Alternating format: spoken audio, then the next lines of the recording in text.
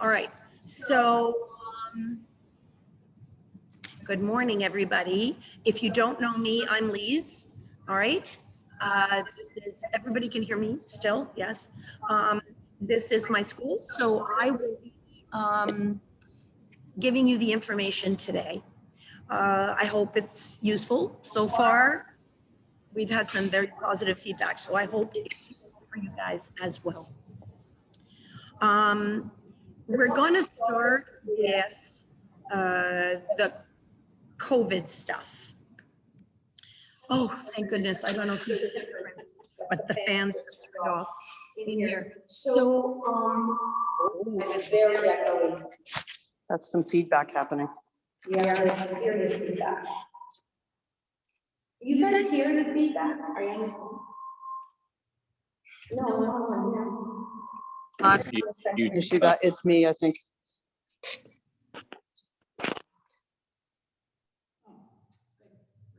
Hello? Oh, now it's fine. Okay, thanks, Karen.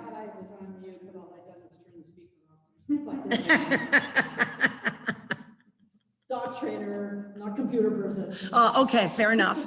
Okay, it was Karen, the other trainer who teaches puppy classes. As she said, she's a dog trainer, not a techie. All right, so we're gonna start with the COVID issue or issues, but the main one being there are a few that are happening to dogs, if you will, during COVID. There are some situations, the main one being the ones that you may not see yet, which is separation anxiety. Depending on your situation, whether you're working from home a lot or one of you is home most of the time, somebody is in the house most of the time, you may not notice this. You may not realize that this is not an issue now, but could be a huge issue once you start leaving the house, whether it's to go run errands or go out for dinner or go back to work at the workplace. Or leave to go, if you're a salesperson, leave to go see clients. So what you don't see now, because you're not going out, is the fact that your dog is getting used to you being around all the time. They are extremely social creatures, dogs that is, as are we, most of us. When they get used to something like this, it becomes very difficult to get them comfortable with something other than that. Not because it's horrible, but because they're just not used to it. Anything that a dog isn't predisposed to do or predisposed to be used to, then that happening without any practice becomes extremely stressful and can actually cause traumatic responses, or at the very least, emotional discomfort. Emotional discomfort is not the end of the world. Of course, a dog or even your children don't like it if you leave home, if they like you around. But it happens and I have to do it and, have a good time, be good, and I'll be back. And that's fine. It's the discomfort that then becomes really anxiety driven. And that then makes the dog, in this case, very uncomfortable and sometimes physically ill, sometimes might even want to hurt themselves. So inadvertently, obviously, trying to get out of a crate and they're hurting themselves or biting, or yes, they can do the chewing their own tail or turning in circles. There's a lot of things, OCD responses, we call them, but whatever. So short answer, get out. Might have said that a little abruptly. Try to get out of the house, everybody that's in the house. At least, I like to say every day. And if your dog is okay with it, for an hour. every day. Just go for a walk without the dog. This is the thing. We have a dog. Why would we go out without the dog? But and in normal situations, I'd say take the dog every chance you get. Take him out with you. Walk him around in weird areas where there's people, where there's not. However, right now we also need the extra time of doing it without the dog, so that the dog learns it's safe, it's comfortable, the house is fine. He doesn't always have to think you're around to feel safe and okay. Let us know if you start doing that and there are issues. If you're not sure and you haven't done it, start doing it in small increments. And by small, the first time I'm talking, leave the house, count to 15. If you can't hear what's going on inside because it's very well insulated home, then go back in and check, open the door. Is your dog screaming and yelling, crying, whining, scraping the bottom of a crate trying to get out? Find out, because you're going to have to do it in very little increments and move ahead. And we can discuss that if necessary. Okay, so this is something that's huge. The other thing that's going to happen because of COVID is that people are going to come into your home again. And unless you've been having renovations or they're only used to you and your family members. And as much as that could be many, you might have kids and in-laws living with you. I have no idea. But even if you're one person or 10 people, they get used to their pack. They get used to that. New people smell different, act different, sound different. Doorbell rings or somebody knocks on the door, it already raises their alert. Ding, ding, ding, ding, ding, something different's happening. And then somebody new walks in. Some dogs will be scared of them. Some dogs will be excited by them, overly excited. And some dogs will become protective of their space and their people. And for the first two, for those two, the fear and the protective behavior, they'll want them out. And depending on how your dog reacts to his stress level, that could be attack or run away. And you have to know what to do should that happen. So pay attention. And the more you can get them used to being aware of other people outside, getting used to them outside, the better it could be inside. It still won't be exactly the same. You don't have people coming into your house, you don't have people coming into your house. If you have somebody delivering and he's wearing a mask and your dog's already barking and howling at him and looking a little nervous when they're there or vocalizing, then you know you're already getting a heads up that when people are coming into your house, there could be a serious problem. All right, think about that. The third thing that can happen during COVID is a change in behavior. Now, you guys all have younger puppies. So if you have older dogs in the house, you might have seen something there with the older dog, not related to the puppy, not related to who's that little pipsqueak who's driving me insane, but instead, they're doing something weird, or they may have done something weird, let's say last March, April, or even a little later on, and continued that. Some of it might be insecurity driven. Some of it is because life has changed. And how come you're home all the time? And now they've become more demanding and they're like, hey, since you're here, let's play all the time. Let me bark at you or whine or come on, let's go for another walk. I have nothing else to do and you're here. And normally when you're here, we interact a little more. So it can change. Even my dog, who at the time last year was 5, he still had a change in behavior and we sort of went, what's the matter with Storm? And he got a little more clingy. I realized that it wasn't insecurity. It was just like, yay, they're always here. Let me just snuggle up and be around them all the time. This is kind of cool. But also there's the side aspect of there could have been and probably was more stress in the air, right? You didn't know what's happening in your life. You could get sick, things. And even if it's not overt, even if there's not crying or whining or whatever, dogs sense a lot of that underlying feeling in the house that drives their behavior oftentimes and how they feel. So they pick up on that.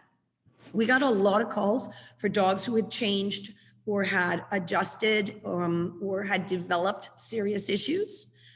Some of them losing their housebreaking as an adult. They were just having accidents in the house. They couldn't deal and they didn't realize that was stress driven. So it was a question of how to handle that, how to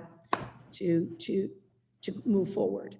One of the best things I always say is a true two-pronged attack. You want to rebalance your dog or balance your puppy.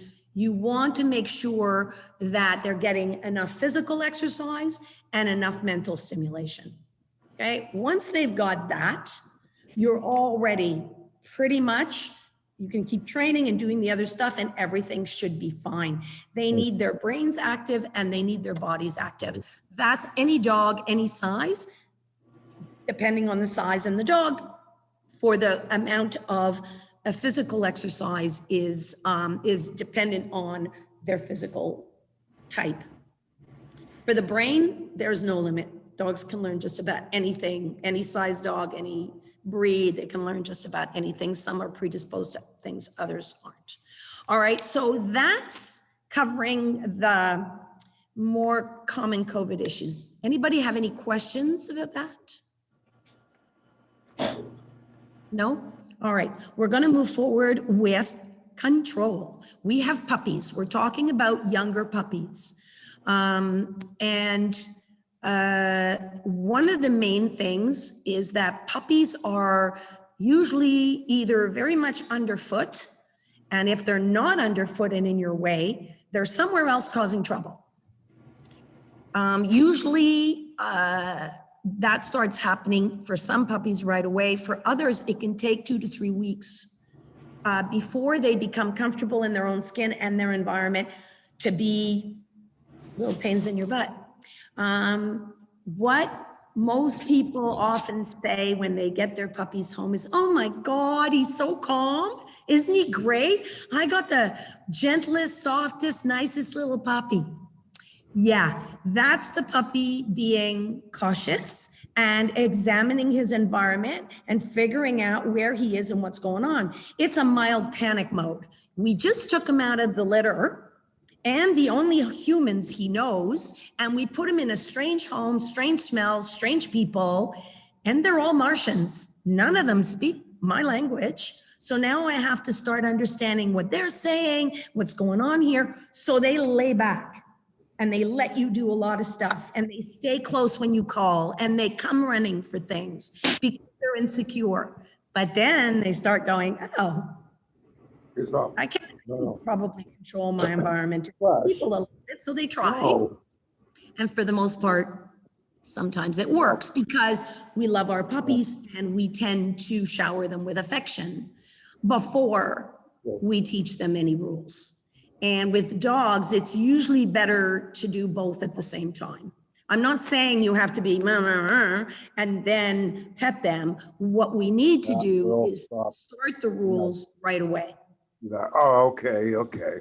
Randy, you are on. I need you to mute yourself, please. Oh my, sorry. That's all right.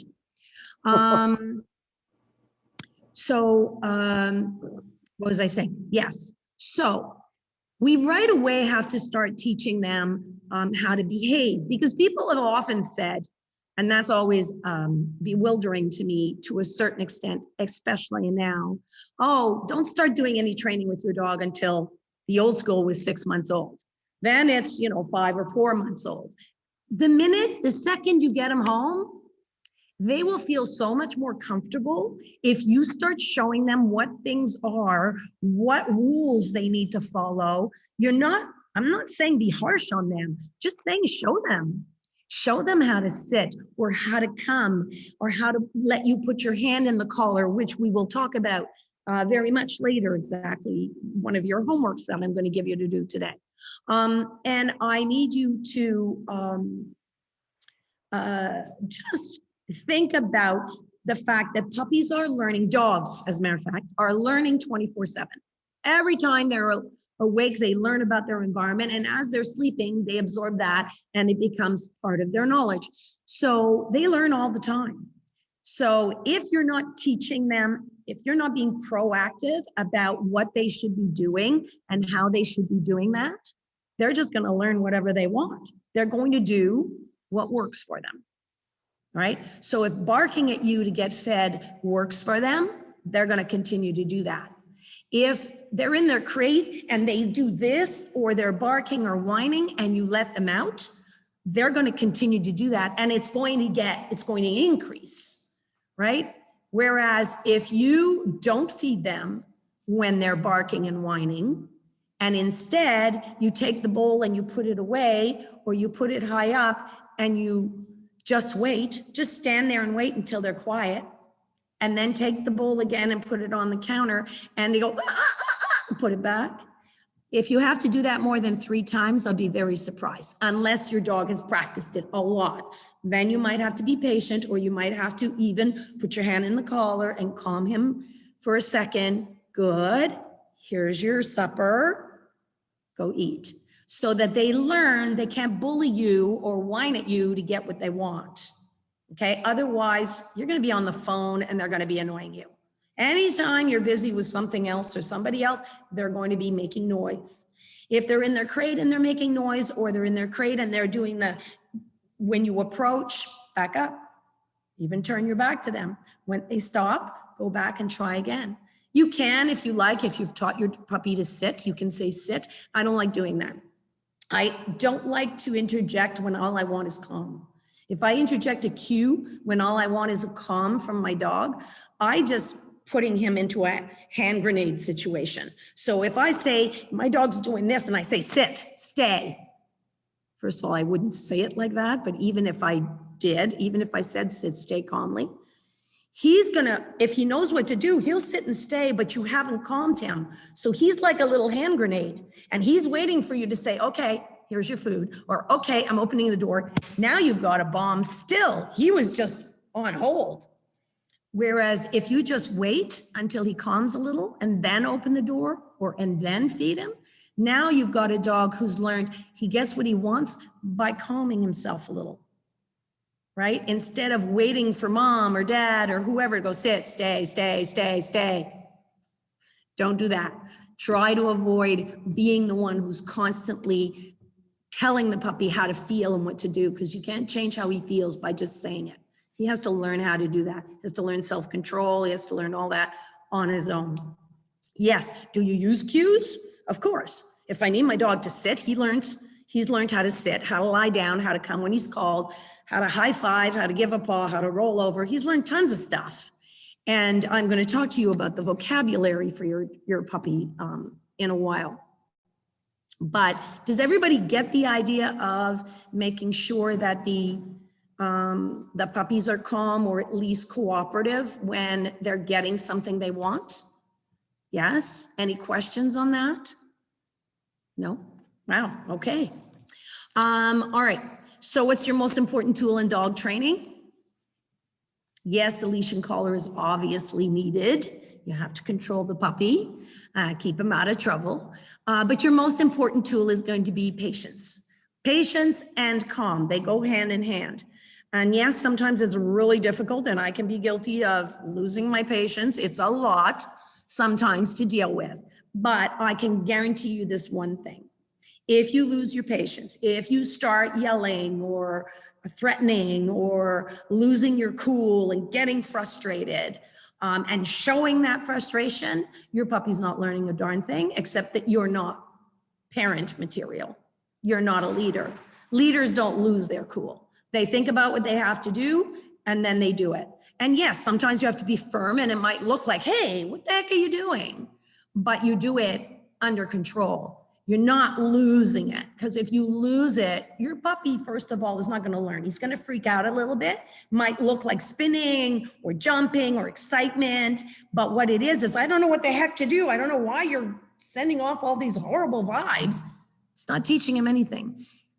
We learn the same way. If you are, for example, learning how to play the piano and your instructor, your teacher is yelling at you, or God forbid, smacking your hands when you get the wrong notes, it's not going to help you learn how to play piano. You're going to be stressed out of your mind. And it's very hard to learn under those circumstances. Same thing for dogs. Puppies especially. You want to teach them calmly. If you find you're losing it, and it's like, he was doing this 5 minutes ago, and now I can't seem to get him to do it. Just give him a break. Give yourself both a break. Put him in his crate or give him away to somebody else in the house. Give his leash away and just say, I'm taking a break. You want your interactions with your puppies to be more calm and more under control so that they learn, and so that they learn to trust you. All right. And they're not going to trust you if they can't depend on that steady personality. I'm not saying it has to be perfect all the time. Trust me. I'm the last one who'll tell you it has to be perfect all the time. But dogs get used to whatever you've got to throw at them. The question is, right now they're learning, and you've got a sponge there. You got to feed them as much as you can. Fill that sponge with as much knowledge as you can while it's really receptive. Later, it gets tougher, right? Depending on the dog, it gets tougher to change their minds about things, to get them to cooperate if they didn't learn that young. Think about a child who's never been taught manners, and then they become teenagers and everybody's all surprised, the parent, that they talk back to them, or if you didn't allow that as very young children, then they won't do it later. And it's the same with dogs, right? So just be calm and insist. If you have things that you want to teach them, do that, and do it throughout the day when you're in the presence of mind to do it correctly. All right? Okay, so calm and patience, that's super important. We're good? No hands up. Look at you. All right. So something that you'll be using a lot also that's necessary for training is rewards, right? So rewards comes in a lot of forms. Rewards can be a lot of things besides treats. Every time we say reward, people think cookies or treats, right? I always call them cookies. But they can be, and when they're puppies especially, but all the time, they don't have to be big. I like them to be very small, because a lot of times I want to feed a lot because I want to reinforce often, right? So if I'm teaching a sit stay, I might practice it 3 or 4 times at the same point, and I'll reward each time the puppy does it near the end, and then I'll tell him he can move. So I want to make sure I'm not feeding him, dinner with one exercise. So I want little bits of cookies, because it's not about quantity for dogs. It's about quality. So if they get something really yummy, they'll want more of it. But if they get something really yummy, but it's like a steak, they're done. They'll go take a nap somewhere. They're going to be less interested in you and more interested in digesting all that food you just gave them. On that note, before I continue with the food, remember that if you're giving out a lot of treats, because you've done a lot of training that day or that morning, whatever, there's no harm in cutting back on their food for dinner. The last thing you want is a fat puppy. Very bad for their health, very bad for future health. You want, just like children, not to have chubby puppies. So don't worry about health, because you're going to go out and get really, really good treats, right? You're not going to give them garbage full of salts and sugars and stuff that they had years ago. Now you can go to the store and find some really nice, small, very healthy, sometimes single ingredient treats that are really good for the puppies. So if you're giving them a lot, no harm, no foul, you just take a little bit away from the kibble you're giving them at night or the next morning, whatever the case may be. So food is very important. Remember that you want to make sure your puppy is doing something for the food. You want to make sure that they are getting something they want but giving you something first. And it doesn't have to be big, especially at the beginning. Young puppies can do something as simple as sit. Wait a second. I usually do stays of any kind for a minimum of 5 seconds. Okay, so I would say sit. I might even have my hand in the collar to make sure they sit and stay there if we haven't done practicing of this, and count quietly or to myself to 5, and then I'll give him his treat, or I'll put the food down. Or, as I said before, I'll give a different reward. Rewards come in so many forms that sometimes we're not aware that we're rewarding the dog. If he likes to go out and it's not 30 below, he might like outside. That might be a reward. He might like playing tug with you. He might like getting a belly rub. He might just like a scratch on the head. All of those things that the dog wants. If he is looking at his toy, chances are he wants his toy. That would be a reward. So you could do something as simple as, you know, get him to look in your eyes. If he does, sure, here's your ball, I'll throw it. Or here's a toy, I'll snake it in front of you and so you can play on it. And that's a reward. Everything they're doing is a reward. That's it, most of it. If they like going for a walk, then going to get their leash, woo. So before they get the leash on, sit, wait, or give a paw, or, you know, high five, or spin. You could teach them anything. It doesn't have to be a behavior that you consider obedience, right? It's just stimulating them and they do something for you. It just puts them in a frame of mind. If I do something for you, I get something in return. You wouldn't go to work and expect not to get paid for what you do. And your boss is not going to pay you if you don't do. And that's the same for dogs in their mentality. If they get paid for doing, for not doing anything, you're actually doing them a disservice, because that's not how we bred dogs. We bred them to work with us, okay? To herd for us, to keep us warm for some little ones, to guard us, to chase rodents and get them out of our barns, whatever. They do a job. And even though they're not doing that particular job, their brains are sort of like you being retired and going, I have nothing. I sit home all day. I have no pastimes. I have no, even your pastimes that you do when you're retired are rewarding. So they have their own, they become self-rewarding. And that's, moving on to the next phase, that's what rewards end up being. Okay, the non-cookie rewards, some of them, many of them become self-rewarding. So giving a paw becomes fun to do because they've gotten a cookie for it so many times that now they feel the same way without the cookie. So teach them lots of things and you'll be surprised at how happy your puppy will be to do things for you. As a matter of fact, he probably chased you around the house going, please ask me to do something, please. And that's ideal, right? That's what you want. You want him looking to service you or to interact with you. All right, that's basically it for food. Are we clear about food? Okay, we have really great treats here. If you don't know what to feed your dog, you can get in touch with Louise and she can tell you about our treats. They're homemade by a very good friend of mine who's been doing it for like over 25 years, if not 30 now. And they're known in the dog world here in Montreal as doggy crack, because dogs will do just about anything for our little liver treats. But if you have something your dog really likes, fine, use that. I have no problem with that. That's great. All right, where are we? Collar grabs. Okay, we're gonna go right to that, because before I do collar grabs, I'm gonna do control. House control for puppies.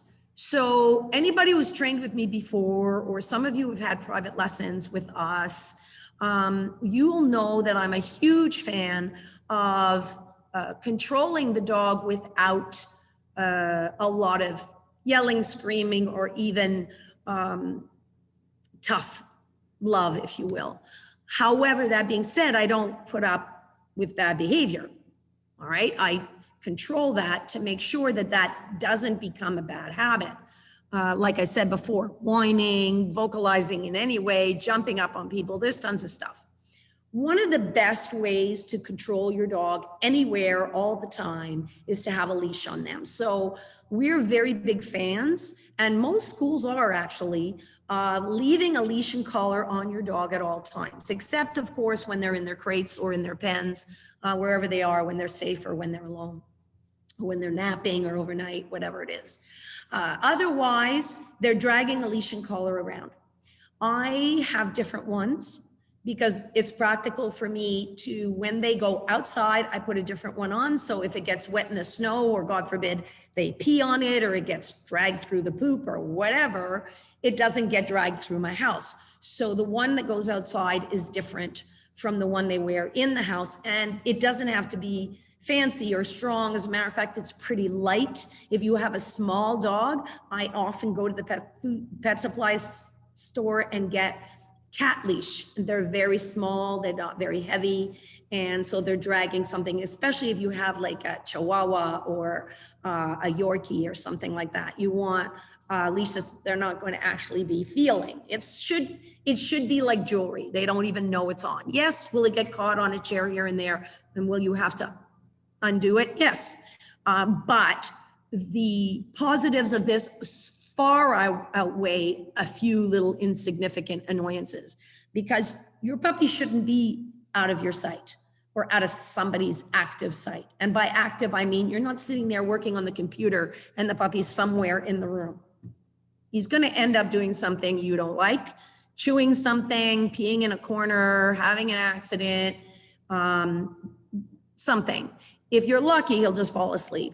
But I always attach the leash either to my chair, to the leg of the table, or somewhere, so that, but that he has lots of room with that leash, that he can play with a toy. He has a little bed beside me, and I'm not gonna miss if he gets up and starts going in a circle, looks like he's about to pee, I'll pick him up. Oh, don't do that, and I'll get heads up. But if he's behind me or somewhere else, I won't see. If he's dragging a leash around and you're actively paying attention and you know you're in the room, you're watching, you're going to catch him.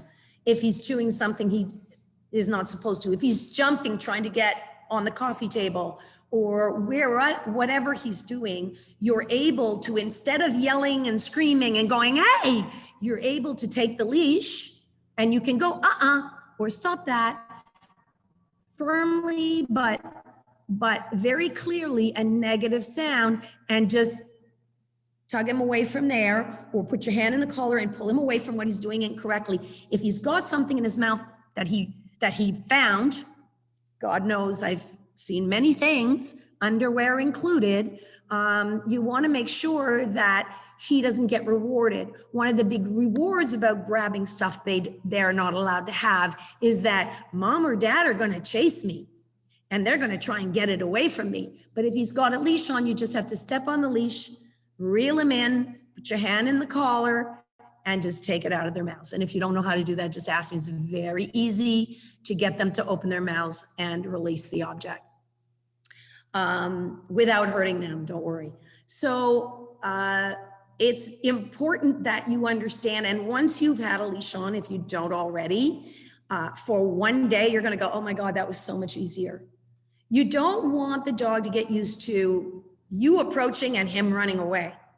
That's the worst thing, because you want him to go, uh-oh, I'm not supposed to have that. So what ends up happening is when they go later on, once they understand how this works, instead of running away, they're gonna either, whatever they're doing wrong, whatever the offense is, whether it's chewing on something, grabbing something they shouldn't, they'll stop. They'll drop the thing they should drop or let it go to you. They'll stop doing what they're doing. And hopefully, if you handled it correctly, they'll go get a toy, something that's allowed. So this is what I do with my puppies. Whatever they're doing, they get a cue, knock it off, stop, whatever. But it's a very clear cue so that it's a little bit of a startle, nothing major, just a tone of voice that doesn't go, now please don't do that, puppy, because that's not going to help. It's got to be something that sounds like you're not happy. You can put your hand in the collar, which brings the dog back, or take the leash and reel him in. Then I go, Good. Once they've stopped or given up the item, I wait about 4 to 5 seconds until the dog calms down or relaxes. Let's go get a toy. And I bring him to a toy. All right? Because what I want him to do once he's a little older is I want to look over and see him doing, I'm not sure what he's doing, but I'd like him to stop. I'll just go, hey, Storm, knock it off. That's my word. It's the way I did it with my kids. I did it with my dog the same way. And what he'll do is stop and go, oh, okay, and run off and get a toy. And sometimes he'll bring it back to me to play, or he'll just play by himself, because that's the habit I got him into. I'm not going to hurt you. I just want you to stop doing that and pick something else that's appropriate, which I taught you. I kept bringing you to a toy. Be careful what I said. I didn't say give him a toy. I said bring him to a toy. Yes, it's a little bit more legwork, but the toy might be right there in the room where you are. It's not like you have to go upstairs and get it. And what that does is it doesn't make you the butler. When I choose something or when I do something inappropriate, mom goes, here's a toy, please do this instead. Now you're actually rewarding the dog for having done something inappropriate. Whereas if you correct, you go, stop that. And you wait until the dog absorbs it. Doesn't take long. Usually it's about 5 to 10 seconds, unless they've really gotten out of control with it. And you've really let this go too far. It might take you longer. And then when he does that, you go, let's go get a toy. Yes, at the beginning, you're doing a little bit of legwork, but they're learning to go get their own toy. Not, well, go get me a toy then if you don't want me to do that. That's what you always did before. Mama's not your butler. You go get your own toy, right? So it really creates a really perfect dynamic. No, I'll stop doing that when you say that in that tone. And it can be several different words, by the way. If my husband says, Storm, no, he does the exact same thing as if I say, Storm, knock it off. He knows that's not a happy sound from mom and dad. So he stops.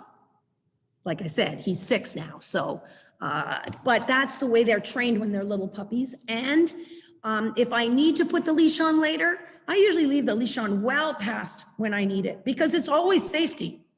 And one of the big things about having a leash on is, God forbid somebody leaves the door open and the dog goes, woo, boom, out. He's at least got a leash on. He's so much easier to catch. The safety issue is huge with puppies. Too many puppies get very badly hurt, if not worse, because we didn't think about the control factor, the factor that says, I need to keep you safe at all costs. Even if it's a little annoying, I'm gonna put a leash on you and leave it there. Questions? My God, you guys are quiet. Have I freaked you all out? Too early in the morning. Really? It's like 11:30. Give me a break. Okay. Oh, actually, I Patty, just, yes. yes, hi. It's just the only thing that I would like to ask about is that I wouldn't say she's like, she really loves to go out, but as soon as I approach to put the harness on, I can feel that she's intimidated by it. Right. And so she looks scared, like she kind of sick. Yeah, exactly. She would go next to the wall. She would sit down. She would look at me, and I have to always like give her a treat just to get her enticed to come to put the harness on. So Right. do you think if I put this like the harness on and the leash all day long, will that help her break that? Okay, so this is not uncommon. I usually have one in each class, like 1 out of 10, that the puppy is not comfortable with a harness. Leash and collar is less likely, but it can also happen. But if you put it on at the beginning, it becomes like jewelry. The problem is I don't want you to leave the harness on all day. But the minute I put it, like after I put it on, it's fine. She's fine. It's just Yes. like the few seconds before. Okay, just let me finish. Okay, so I don't want you to put the harness on and leave it on all day. One, it's not comfortable and it's gonna rub off her fur to be on like that all the time. It's not the same as a collar. But what I do want you to do is, if she's wearing, and she should be, her leash and collar, you're not going to do anything about the harness in advance. You're not gonna say, let's go put on the harness.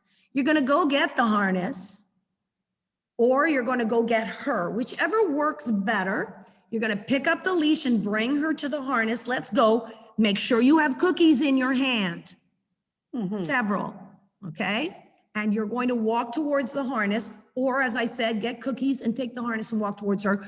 Pick up the leash, feed her a cookie, put the harness over her head, feed her another cookie, and then you can go. Within a few days to a week max, she's gonna look forward to that harness. Okay. Does that make sense? Sure. Yep. Good. Okay. Right. What we want to do in doggy learning terms is desensitize her to the harness. She's not happy about it for whatever reason. It doesn't matter. There's a lot of reasons. Sometimes it's, I don't like it that it holds me and I don't like the control. I don't mind this, but I don't like this. And I'd rather not have it. But now that I have it, we're going for a walk, yay. But she doesn't like the idea of having it put on. It could be that you put it on and did the clip and she got a couple of hairs stuck in it one time and she didn't like it. So now it's like, nah, but once it's on, okay, we're good. And she goes. So I'm a big fan of who cares why, most of the time. Sometimes it does matter. But if we spend time figuring out why they don't like something or why they're doing something, we're wasting the time because most of the time it's just a question of fixing their reaction to it. Right. So that's what I would suggest, Chatty. And I think you could try that next couple of days and let us know if there's a problem because that should fix it. Perfect. Okay. Thank you. What I often do, by the way, is I'll hold the harness and as it's going over her head, I'll feed a cookie or two. I'll have 3 or 4 cookies in my hand and I'll feed as I put the harness over the head. So it goes through. And that way she'll eat the cookie, won't even realize, and then it'll become more and more positive. Okay. Okay. All right. Anybody else? Joan, I'm going to say the name of who I see because that's all I know. So I think it's John putting his hand up, but I'll say Joan. Yeah, Lise, what's your method to have the puppy release something that's in her mouth? Okay, good question. So what I do when they're small puppies, I'll use my pinky. When they're bigger puppies or dogs, I'll use my index finger. And you go in the mouth and you just put it in. There's a hole there between their canines and it'll go right in. You won't have to worry about it. Just put your finger in, pinky or big finger, depending on the size of your dog, and press on the tongue. Just do that. It elicits the gag reflex. It makes them go, yeah. It doesn't hurt. It just literally makes them go, yeah. You say thank you and you take the thing out. And if you're smart and you have a cookie in your hand, you'll give them a cookie for doing that. And when you say out or give or whatever you want to say, it'll become a positive instead. Oh, you're going to give me a cookie for it. All right, fine. Be careful, however, that if it's something you really don't want them to have, that you're not rewarding them with food. So if it's underwear or your glasses or the remote control or whatever, in that case, I would just say, thank you, good puppy. No huge correction. Remember what I said, wait 5 or 10 seconds until they calm down because they're gonna happen, woo, I was running around, I had something in my mouth. So we want them to calm down. Let's go get a toy. Okay, so the correction, the removal, the correction, and then bring them to something they can run around with. All right. Who was the next one? Paula, I think you had your hand. Yes, Jessica, I'll come to you next. And I see Lydia, you've got your hand up too. Yes, Paula. Hi, Lise. Thanks for hosting this webinar. I have a French bulldog and I've had dogs in the past, but this one really gives me a run for it with stubbornness, to say the least. She's like the Walmart greeter, wants to see everybody and everything. However, she's so lovable. But when I'm in my condo, when she hears the dogs across the hall, she starts to growl and works herself up in a gruff. She's not really a barker, but that's one thing that I'd really like to stop. Okay, so she's hearing noises in the hallway and reacting to that. And she's also very excited to see people. It could ignore humans, but it's really when she could hear the dog shake and hear the collar, the ching ching, she's like, woo. Right. All right, so you're going to do what we normally use is the same technique for what I call barking at the window. right? So something's alerting her that there's something she wants or something she doesn't want that she's telling you or is eliciting her an emotional response from her. What you're going to do is go get the leash every time it starts, if possible, like as early as possible without running. You don't want, I'm coming, don't do that, because that's raises the energy. You want to be calm, but move quickly enough. Pick up the leash, call her name, say her name, because later that's gonna make her turn around. And what's her name? Sorry, I can't hear you. Sorry, Coco.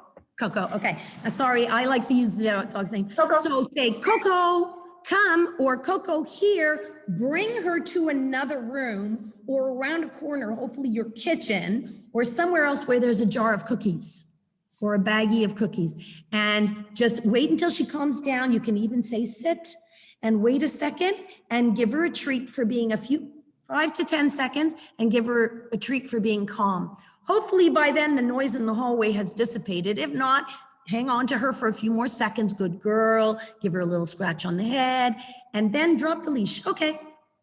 So what you want her to start doing, okay, it's the same as barking at the window. I always say, if you have a dog that barks and you're not happy, go get yourself a stuffed animal. Dogs bark. The problem is not that she's barking or growling or whatever, snuffling or whatever French bulldogs do, because they don't always bark. It's that she's not quiet when you tell her to, right? And the more you do that, the more she's gonna go, and then she's gonna come and see you for that cookie, but she can't eat the cookie and bark and growl at the same time. It's gonna shut her up.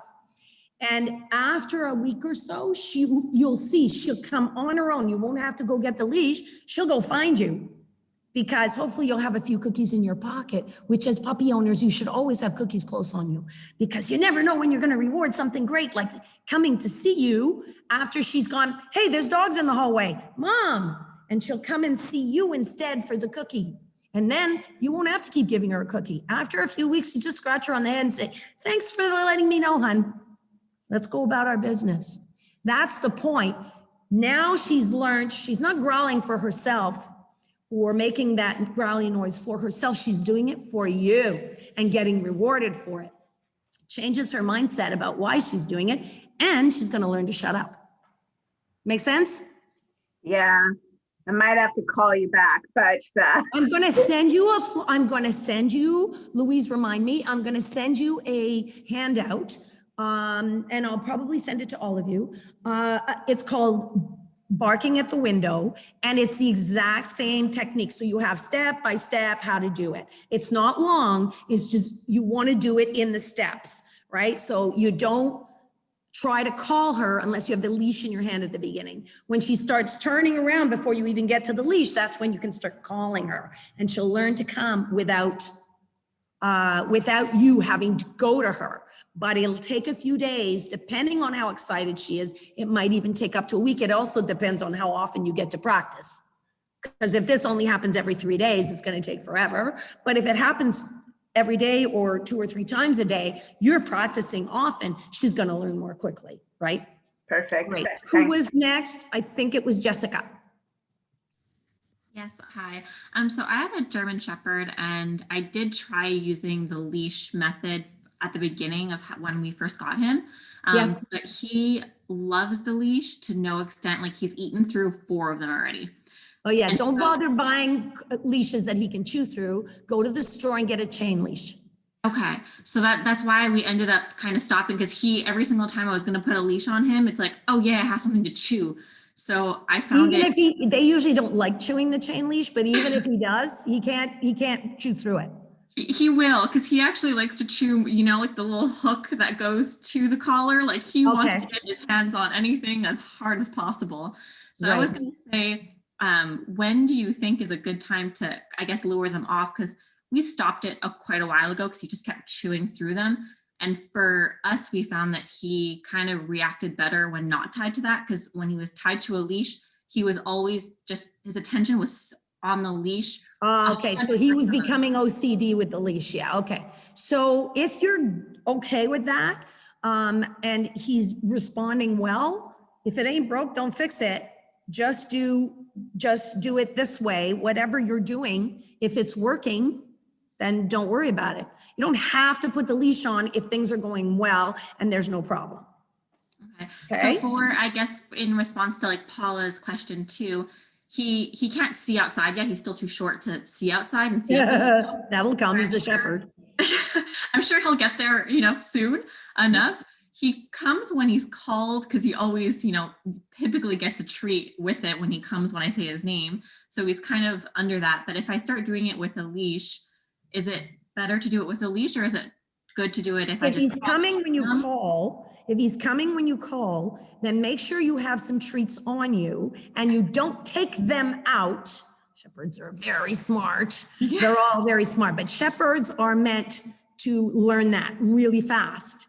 And they're guarders. So if you teach him, you're guarding for me. You're doing that for me. So the second you hear a noise, a sound from him, puppy, call him to you and wait till he's there. Put your hand in his collar. He has to come that close, calm him. That's the big deal, right? So take those 5, 10, 15 seconds. Good, nice boy. Even if you have to say it, just keep him calm and then get your cookie out and reward. You're rewarding the calm. You're not rewarding bark, bark, bark. I'm still excited. I'm back here. Hi, I'm sitting. Feed me. No, you're back here. Calm down. Take a breath, honey. That's what I'm rewarding. Thanks for letting me know. Bring your energy down. That's the hardest thing to train a puppy to do, self-control, right? Yeah. You're teaching him, I have to get myself breathing more slowly or I won't get my cookie. They're actually learning self-control. Some breeds learn that faster. Some breeds is harder. Portuguese water dogs, poodles, labs. Self-control is really hard. So we have to be a little bit more patient and sometimes wait a little longer at the beginning, but they're also smart. If you're going to give them a reward, they'll figure it out. You're the one who has to be patient. Remember what I said your most important tool was. Make sense? Yes, thank you. Perfect. Lydia, you've been very patient. Your turn.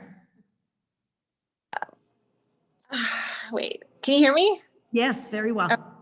Well, thank you so much for doing this, Lise, to begin You're with. very welcome. Really Happy. appreciate it. So when you first met Prince, my Cocker Spaniel Poodle mix, Yep. he was, I think, 2.5 to 3 months old. Now he's almost 6 at the end of the month.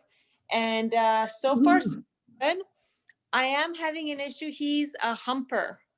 And I don't want this to become habit forming even after I fix him. If and just as we were having this call, I was freaking out because he was humping a pillow and I abruptly removed him from it and his wee-wee was stuck out and he couldn't walk, couldn't move, and it freaked me out. So what do I do?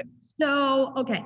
So if he gets to the point where he's really not able to move, like he stops walking, he's actually, this is starting to become way more difficult to deal with because he's really gotten very aroused. Normally, when this starts as young puppies, it's more about control and dominance than it is about arousal. But it sounds to me, and I've known a few dogs like this, and some of them even ejaculate. It gets really disgusting on top of not something you want to deal with. So what you want to do is catch him as early as you can each and every time and call his name away and then give him just a little pop on his collar just to make sure you need to change his mind. So you have to find a way to get a little startle in there, whether it's clapping your hands. I'm not a fan of the shake cans with the coins in them or spray bottles. First of all, they learn to like the spray if you start spraying them with water or lemon juice or whatever people tell you to do. I don't want him to be scared. So I don't want you throwing anything at him, but hey, that would be fine, right? You want to, and then pick up the leash and get them away. It's very hard, but they will stop. After a few times, he'll start, you'll see him stopping and looking at you before he gets. But once he's gotten to really arousal state, you're going to have a harder time. So you have to interject often. So make sure he's got that leash on and make sure he's close to you a lot. And whatever the offending thing is going to be something he prefers. Oftentimes they're cushions or big fluffy toys, something that he can get around. It even can go to your leg or something similar. You don't want to allow that. Okay. A nice firm, hey, knock it off. What do you think you're doing? You've got to sound a little disgusted as you are. And he'll learn to stop. Will he learn not to do it? Probably not until he's fixed. And in his case, if it starts getting more, interesting for him, I would have him fixed sooner rather than later. Because normally I say wait until they're a year or a year and a couple of months until their growth plates have gone. But this can be really, really damaging. And it shows also a lack of or a more dominant behavior, a more dominant mindset.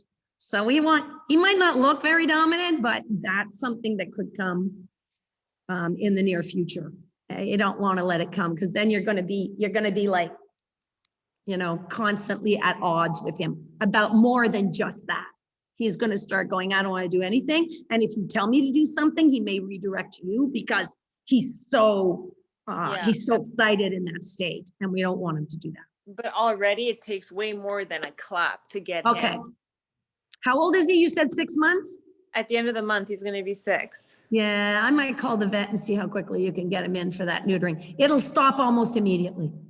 Okay, good to know. Yeah, at this age, if you let it go too long, that's the problem. The habit is in and it's harder to stop, even if you do neuter. So at this point, I would say if he's mine, literally, if he's mine, and I usually don't neuter my dogs at all, if he's mine, he's getting neutered. I'm not dealing with that. That's a dog who's literally his brain is not about intelligence and learning. It's about getting what he wants and being aroused. That's a male who doesn't know what to do about all those hormones that are swimming around in his head. And Is that to stop spot peeing as well? It might, yes, because oftentimes spot peeing is about marking. Well, more when he's excited, he sees someone, he'll make yeah. It might, that's a different thing. Spot peeing is more about excitement than it is about arousal. So if he's doing it because he's excited to see somebody, just make sure he's not on carpeting so it's easier to clean. And that usually goes away by under a year on its own. Okay, as long as we don't correct it. We don't correct that because that's not an accident. That is an accident. It's not something it's not to do with housebreaking. It's just he can't control himself. Okay, thank you so much. You're very welcome. Andrew, you put your hand up. I did, thank you. 3-month-old golden retriever. She is, especially after her evening meal, kind of when the family sits down, she gets very excitable and she's quite nippy, especially towards the kids, my 2 daughters. So, we try separating her, we try to get her to calm down, but any advice as to the best way to proceed? Okay, first of all, how old is she again? And is it just a single circumstance? Any other times where she gets very excited and starts nipping and biting? She's 3, almost 4 months old. Okay. She's excited when they come home, but she doesn't do the biting. It really is kind of towards the end of the evening, when we all settle down, we were trying to have some family time. And at that point, she will be, running around between the settees and trying to, especially, as I said, my 2 girls, nipping them or just trying to, bite them. So we're just not too sure what's stimulating the activity and how to redirect her. Okay, so thank you for that. So stimulating the activity is not necessarily anything in particular other than the time of day.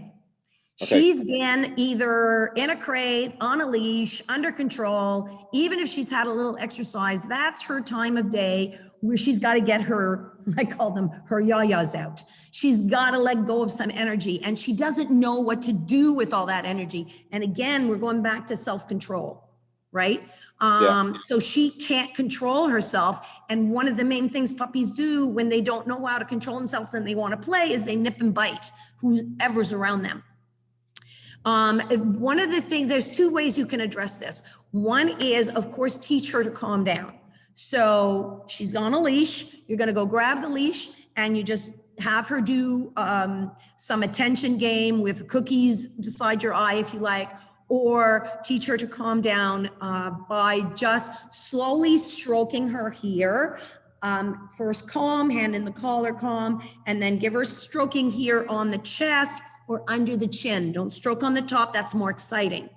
The two-pronged, I said, this is to teach her to calm down on cue. The other thing you're going to do, what I would suggest is before she's usually in this mode, woohoo, I'm gonna run around and bite everybody I can find.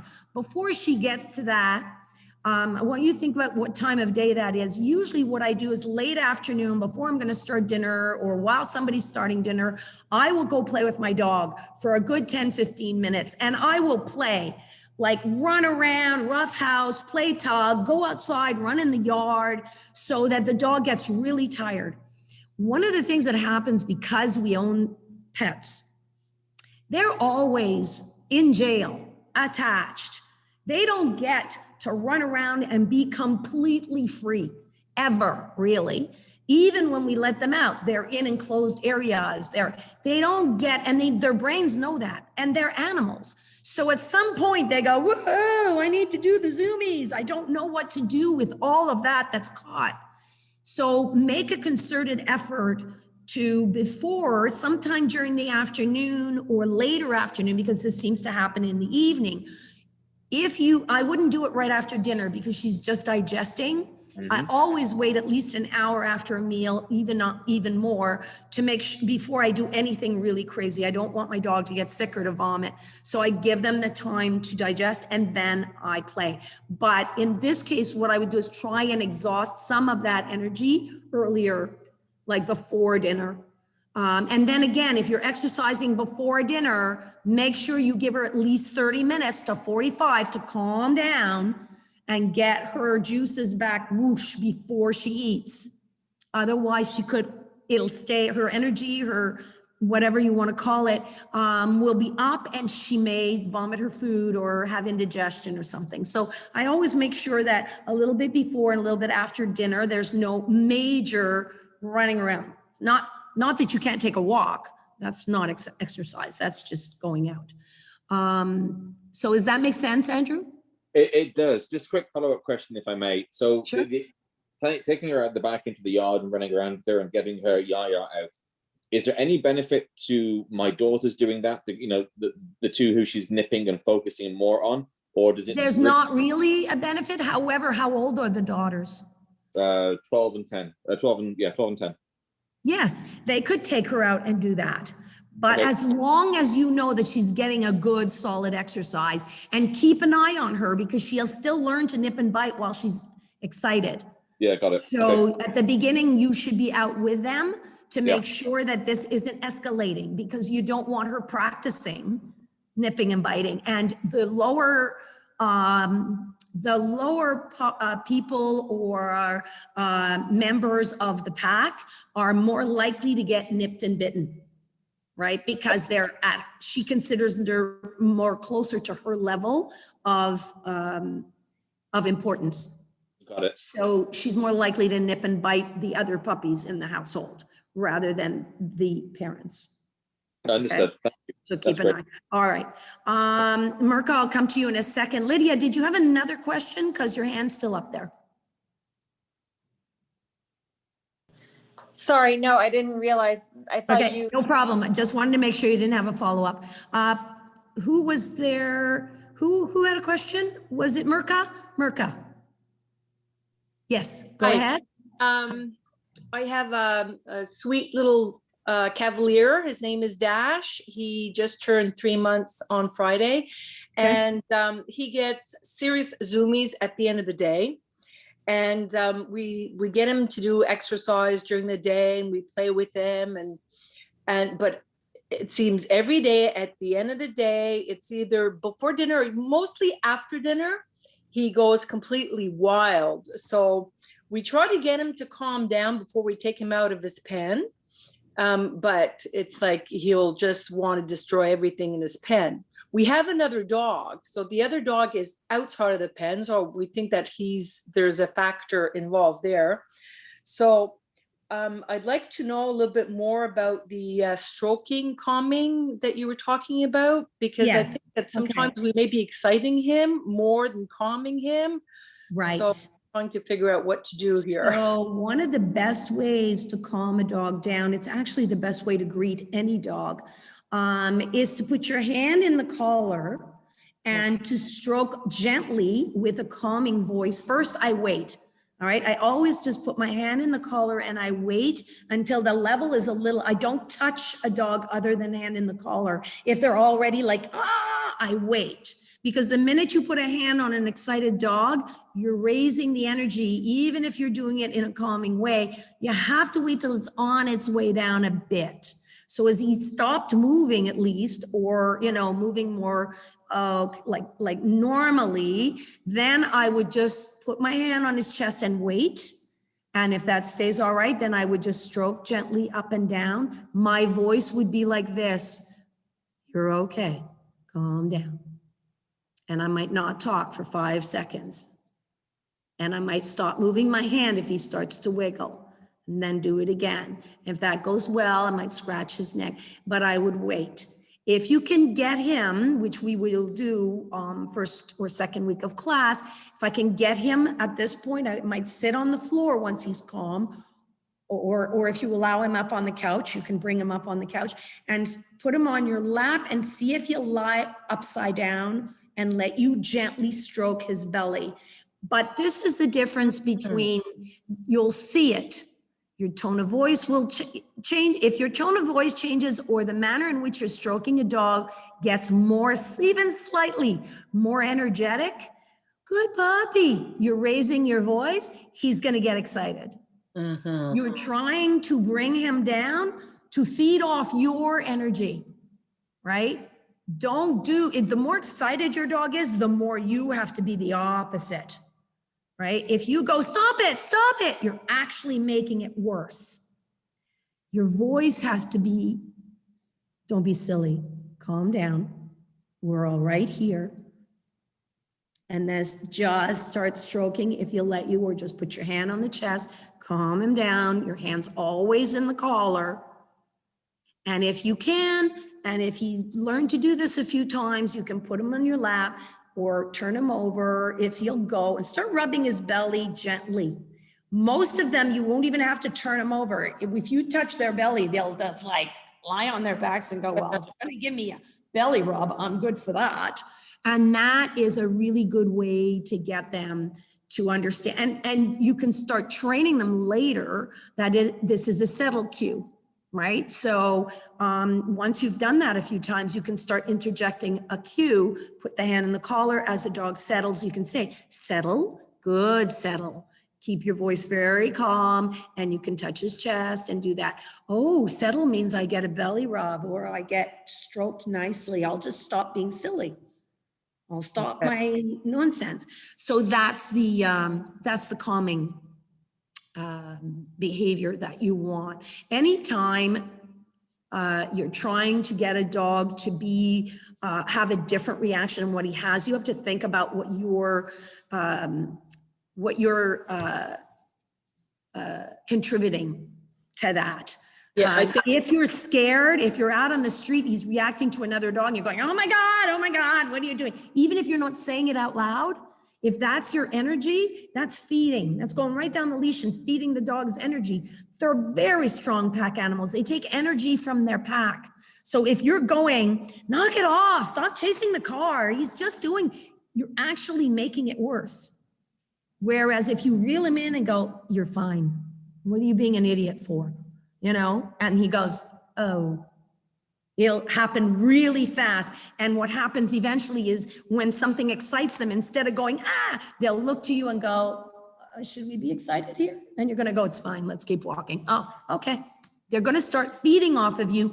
Not only that, they're going to start looking to you for guidance. How do I behave now? Help me. Okay. Yeah. Okay. Thank you. You're welcome. I love it. Nobody has questions for like 45 minutes now. Everybody's got questions. Yes, Jessica. Just clarification on one part. I guess when you say hand in the collar, do you mean underneath or holding the collar? Holding the collar.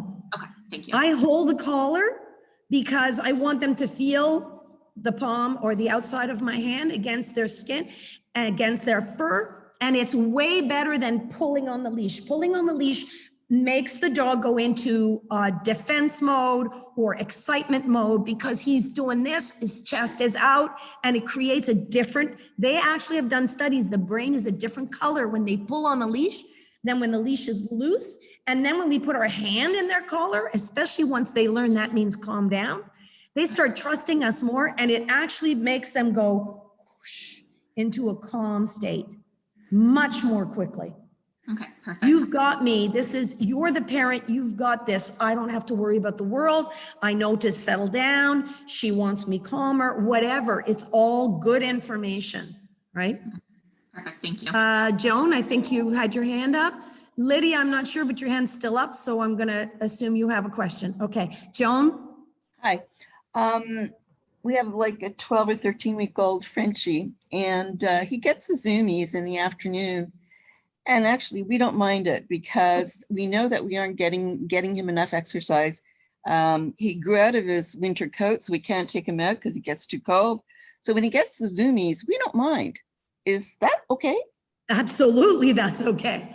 Absolutely, that's okay. You can even get involved in the zoomies. Okay. I've seen my puppy go crazy, and as long as he's not breaking a lamp, I don't care. Exactly. The thing is, Okay. it's when they start running around and nipping and biting you or grabbing a cushion off the couch or whatever, they'll get themselves into trouble, or then you might not want to. Or if it's just something you don't want to deal with, then you want to do something to prevent it or to help the dog deal with it better. But if you don't mind, and you know, one of the things, by the way, I do with my dog when I can't take him out, because I always have had, I shouldn't say always, but lately, mostly in the last several years, I've had short-coated breeds and breeds that don't do well in very cold, which is fine with me because I don't either. So what I do when it's really cold or the weather is not conducive to going out is, I'm lucky I have stairs. I stand at the top of my stairs and I'll throw a toy down, and I've taught my dog to come back up and bring it to me. The aerobic exercise is amazing for them. They love doing it, up and down, up and down. 5 minutes and they're fully exercised. So just a little note, you can always find something to do to physically exercise your dog. And again, mental stimulation is also tiring. So don't forget that if you want to play, I've got 3 bowls here, one of them has a cookie. Can you figure out which one and move them around like the shell game? And if they nudge the wrong one, just pick it up and go, oh, look, nothing there, try again. And they'll figure out how to find the cookie using their nose. The minute they use their nose, they're using their brain. Yeah, And we got something called a babble ball. Okay. Which makes noise when they move it. And Perfect. that has been a lifesaver. There you go. There's a lot of games now or toys that are mental stimulation toys, or puzzle toys, they call them sometimes. And if that's good for you, if that works with you and your puppy and you have the patience to see him go through it or have fun with it, all the better. Lydia. Great exercise ideas. Thank you for that. I'm going to use the staircase one. You're welcome. So when it comes to grooming, Prince's hair has gotten quite long. When I take out that brush, he thinks it's playtime and he's trying to, so I've gotten into the habit where I've turned grooming into like a bit of a game, because like I brush him, but he nips at my hand, which sometimes hurts. So I don't know how to change that behavior. Should I change that behavior? Because it's not always easy to groom him now because he gets like too excited, and playtime could get a little aggressive, and I could get like some, tooth marks on my hands. Right. So we often start doing things and we think it's cute or it's fun, and it ends up causing a little bit of a problem later on. It's like the vacuum cleaner. Oh, isn't it cute? The dog is barking and chasing the vacuum cleaner. And then 6 months down the road, we go like, I have to put the dog in another room when I vacuum because he literally wants to kill the vacuum cleaner. Instead of teaching him to leave the damn vacuum alone, it's none of his business, and not to be scared of it. So there's, 2 ways of dealing with that. You have to, and it's fine. you know, we don't know what we're going to get in the future sometimes. And I often say, just be careful what you want later on. If you don't want your dog on the couch when he's bigger, don't put him on the couch now. If it's going to be all right, then fine. But if it's like, oh, he's a little puppy, so I'm going to let him on the couch, but when he gets bigger, he's not allowed. And then you're like, he's going to go like, what happened? What did I do wrong? I was allowed before. Now I'm not. He doesn't know he got bigger and hairier and dirtier. So that being said, grooming. So what you want to start doing, see, groomers for a very good reason have tables with little arms and little collars on them that hold the dog still, so they can, you know, work on a dog and he can't turn around and go, hey, don't do that, or I want to bite the brush. But you don't have that, and that's fine. I'm not going to tell you to go out and get a grooming table. It's ridiculous. But what you have to start doing is refocusing him on something other than the brush, right? So I would have a pile of cookies that he really likes somewhere close by, but that he can't get to, right? So he's on a leash and a collar, and your hand's on the collar, and you start brushing. And then if he doesn't turn around and bite, even if he's just excited, you can give him a cookie. Okay, every 10, 15. So he's going to start, instead of worrying about the brush, he's going to go, when's the next cookie coming? When's the next cookie? And at the end, he either gets, if there's a pile left, he gets the rest of those cookies while you put the brush away, or you go, let's go get you a stick of cheese, something else where he has to go, but there's something in the kitchen for me, or there's something somewhere else for me, or I get a different cookie, which she has to go get. Meanwhile, before you do that, you put the brush away. Fantastic. Thank you. You're very welcome. Sometimes we just have to know how to do it. Yes, I do know that. Thank you. Who has their hand up? Chatty. Yes, I just have a quick question. So as you know, like I have two dogs, an elderly one and now a puppy. And the puppy, even though she has a lot of toys, all her interest is on his stuff, on his toys. Like Isn't he that has always the way? on the floor, but she wants to go drink from his bowl of water. Like she just wants everything that is his and not ours, and not hers. So I'm not really sure how to stop that, because he's not very well socialized in a sense, and he will tend to snap if she gets too close. Okay. That's one. And two, like you had mentioned the tiring with the nipping, like get them tired and they will. But I find with her, even when she gets tired, she still tends to nip. I mean, the nipping now is getting better, and I tell her don't bite, she stops and she licks instead. And normally I reward the licking when she stops. Don't reward the licking. Don't do it. No. He's going to learn to bite, then lick, then get her reward. Thank you for licking. That's it. No reward. The reward is you don't correct her. Okay. Okay, that's one. Two, there's several things there. Two is the toys and whatnot. The toys, it's very simple. She wants everything to be hers. It's not that she wants his only. She wants everything in the house to be hers. He is not allowed to have anything. One, she's a female. She's going to be in charge of him no matter what happens later on, because that's the way it works in a pack. The females are in charge. If they're nice females, they're not nasty about it. If they're not nice females, they can be a little bitchy, just like us human women. So it depends on what her personality is like. So what you want to make sure is that you keep a close eye, that there are not too many toys out, and that you're very careful that if she goes even and looks and sniffs at his stuff, she gets a little correction. His stuff is his stuff. She has no business going there, especially if he doesn't like it. He's allowed to have his stuff. And especially if he's older and it's been his, he's been an only child, and now she's come in the picture and she goes, everything's mine. Doesn't matter if she's going to be in charge later on. She doesn't get to do it just because she wants to. She still has to be told, you're the one in charge, not her. So you control everything, water included. And you can clap your hands, you can pick up the leash and give her a little tug and go, And if she goes more than twice, for the first little while, put her in her crate for 5 minutes, she gets a timeout. And once that's happened for a week or so, then she gets a timeout the first time she goes. Okay. She has to learn to sniff what smells of hers is hers. What smells of his is his. And if you don't fix that soon, you'll never be able to, it's going to escalate to a fight. Okay. Right? Sometimes it's fine, sometimes it never happens, but in your case, I can already smell the wood burning. Don't let it go there. She's Okay? and You have like, to be the one in charge, but you're going to have to be on top of it a lot. right. Like in general, she's okay with him approaching her toys, but that should also be a no, right? It should That's go right. both If ways. oh yeah, because if she's not going to be allowed to approach his, he can't go and approach hers.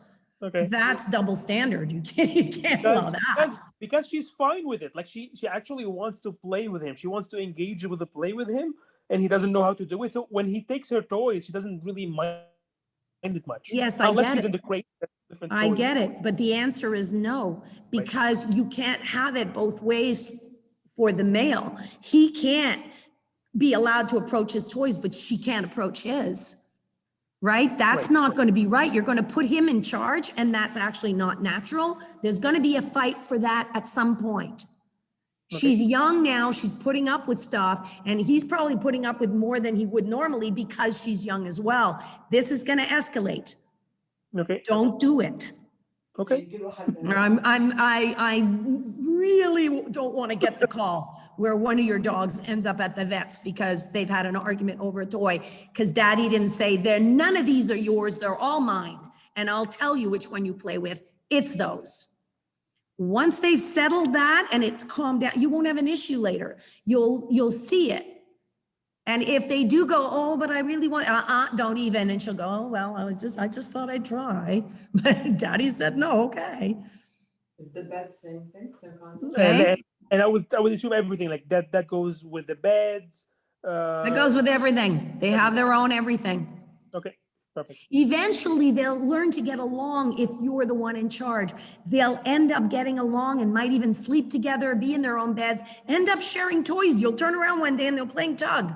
It'll be great. But if you don't show them you're the one who decides what they're going to be fighting over or discussing over, it'll never happen. Not with this couple. All right. Thank you so much. Okay. You're welcome. Are we good to go? Because we're running out of time and I really want to show you the demo of the collar grab.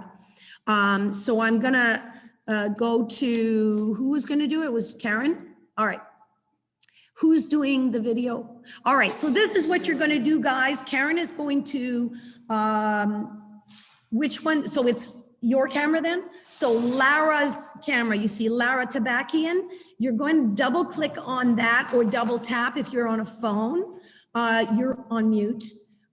So I'm going to unmute, she's gonna unmute herself so she can, do you wanna talk to it?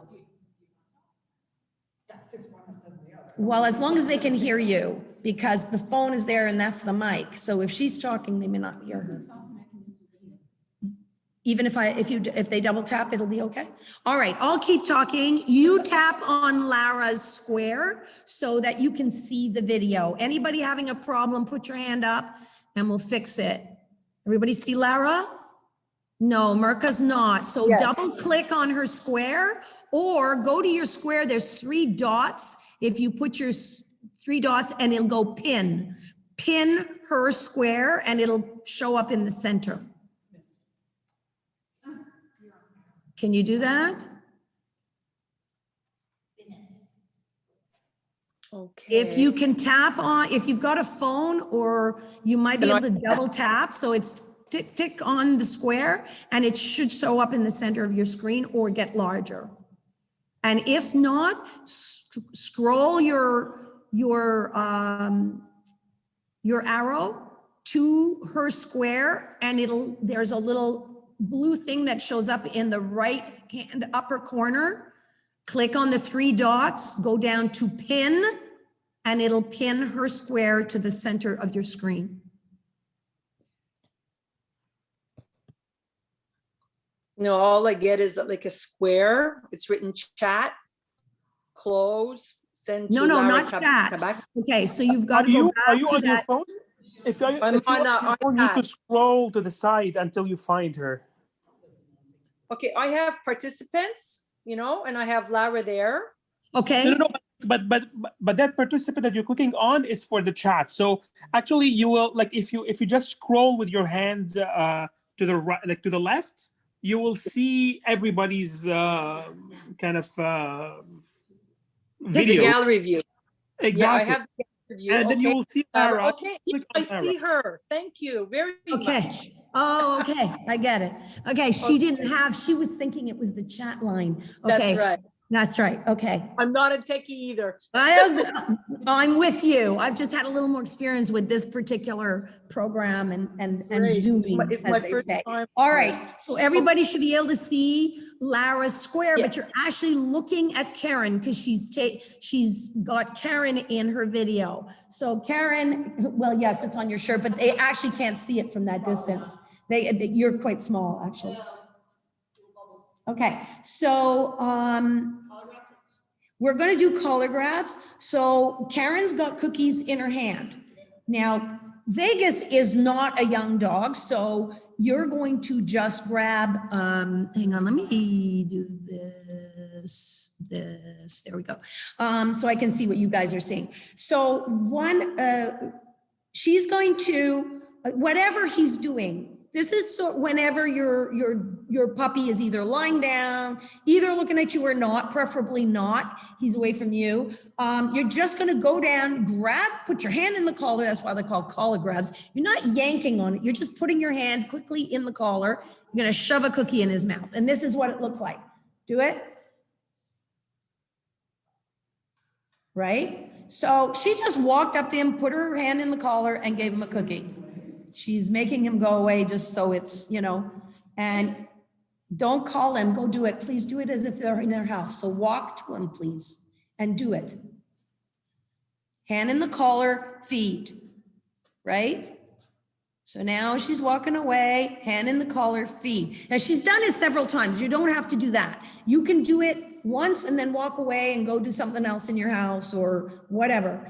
The idea is you want to get your puppy used to people putting their hand in his collar without him going, it's a negative. We want to get him used to it, not only for you, which he will get used to very quickly because he knows your scent and he knows your hand in the collar much more quickly, but the vet tech, if they're going to have a groomer handling them, you want them to get used to hand in the collar is a positive thing, not a negative thing. So it's a very simple, you can now go back to gallery view if you want, or to pin me if you prefer.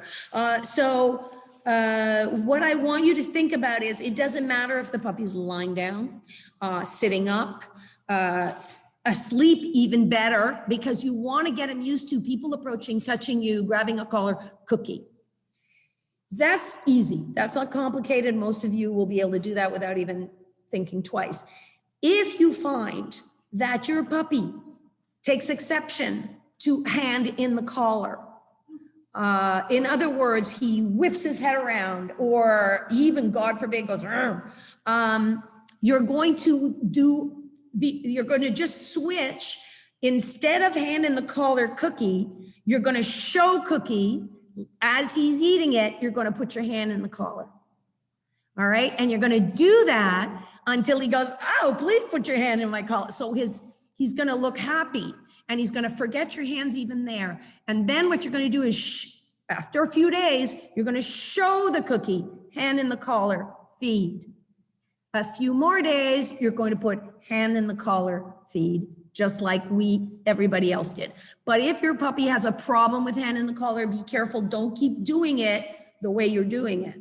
So if he growls or gets snappish or moves really quickly, that's a sign he's not happy with that. He's worried about it or he's concerned. So you want to just get rid of that. It'll take no time at all. Show the cookie first or even let him eat it, then put your hand in for a few days. It'll go away really fast. We can change their emotional reactions to things they don't like very quickly at this age. So do it instead of getting upset or just saying, oh, I'm your dad, you should let me anyway. That's not the way to go. It's, you know, you don't want them scared of you. Yes, they should respect you, but there's a big difference between respect and fear. All right. I think that's it for now. Probably this evening or tomorrow, Louise will send you a list of some of the topics, most of the major topics we covered, including hand in the collar, you know, collar grab. What else did I say? I can't remember now, but there's tons of stuff we send you. And if you have any questions, always feel free to ask. Who's talking? Sorry, just reminding the window barker. Yes, the window. I did tell Louise, I'm sure she wrote it down. She never forgets anything. I'm the one who forgets everything. All right. I want to wish you all a great rest of your weekend. Thank you so much for joining me. Joan? Thank you, Lise. Oh, you're very welcome. Thank you, Lise. Yes, thank you. But just a question, is there anything foreseeable of us like getting together and I'm having? hoping in the next couple of weeks, actually. We've had some good news. They're letting us do daytime, but there's so many of you in the evenings, it's really gonna mess with our schedule and with people that would like to now change because the times are not the same and their schedules have changed too. So I'm hoping that by hopefully March 1st, at the very latest mid-March, everything will go. So I'm thinking that at most, it'll be a month, but if you have any questions, remember, we're available for private lessons, virtual, like this. You can take the amount off of what we have in credit for you, and then once you join the class, you can pay the amount back if you like to do it that way. There is no problem, and we are doing in-person privates now at the center. So if you want to meet up because you have some serious issues or just, you know, issues that you want to discuss more at length and more pertaining to your situation, please feel free. Is there any doggy daycare? Sorry? Is there any doggy daycare? No, we don't have any daycare. We will, no matter what age your puppy is at the point we start, we're going to have you come in. If we need to split them up, because now we have really bigger, older puppies and younger ones, then we will. But we're going to try to socialize them the best we can so that they get that, because that's hugely important for our puppies. We want them to get to know that they can be around other puppies and it's safe, and they can still learn and they can still have a good time, and it's all good. So we'll be taking care of it as soon as possible. As soon as I have information, you guys will be the first. Well, after my staff, you guys will be the first to know. All right. Have a great weekend, and hope to see you again soon. Very, very soon. Thank you. Thank you. Bye. Bye-bye.